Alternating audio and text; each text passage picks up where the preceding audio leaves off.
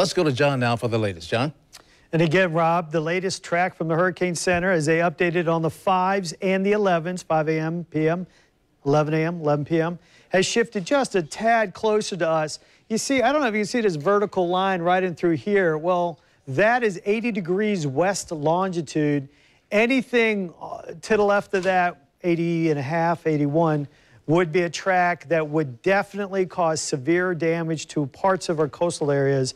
Now, when I say severe, I'm talking about power outages, I'm talking about beach erosion, maybe damage to the pier, again, high surf, and a likelihood of a storm surge that could push up into the coastal areas of St. Augustine and cause flooding in the downtown area. So we're right at that edge. Anything further to the west in terms of their focus forecast track, which is the red line, would be bad news. Now, again, this is the latest from the Hurricane Center. Also note, gusts of wind up to 175, as again, the maximum strength sustained winds are at 145.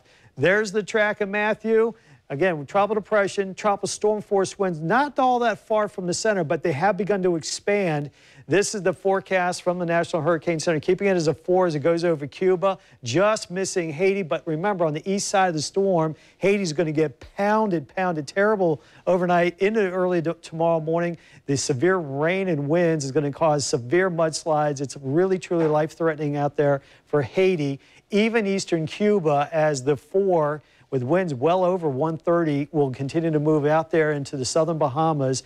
All of these areas basically under hurricane warnings right now. And by Thursday morning, I believe a hurricane watch, if not sooner than Thursday, will be already announced and in place for Jacksonville, because let me show you the track as we get a little closer. And note that the hurricane forecast track from the Hurricane Center is right here's that 80-degree longitude line. This red ball here represents what the most recent GFS forecast model, which the Hurricane Center usually focuses on, is a little bit further to the coast, a little closer to us. So this track, which just goes just to about 80 degrees west, could be a little bit closer if the model continues to shift towards the west.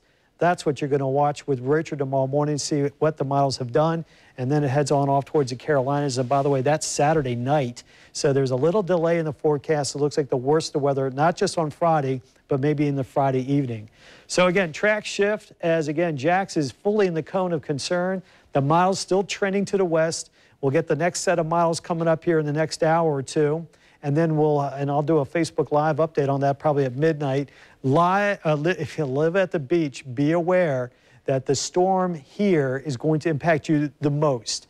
Whether or not it's 50 or 150 miles off the coast, for the folks who live along the barrier islands from Brunswick, Georgia, or I should say from Jekyll Island, Cumberland Island, all the way down towards Anastasia Island, and even just a little bit over the intercoastal lake, Brunswick, Georgia, maybe getting closer to maybe Yulee, and then down towards Mayo, and furthest down south into St. Augustine. You folks there, you need to be most aware of this storm and be prepared, because there may be a moment where they may call for evacuations along the coast, and if they do so, it would probably be on Thursday. But I speculate on that only for the fact that I don't like what I see on the forecast, and I think this is a very significant storm that could do a lot of severe damage depending on the track, and that's what we're going to focus on and talk more about in a few minutes. Rob?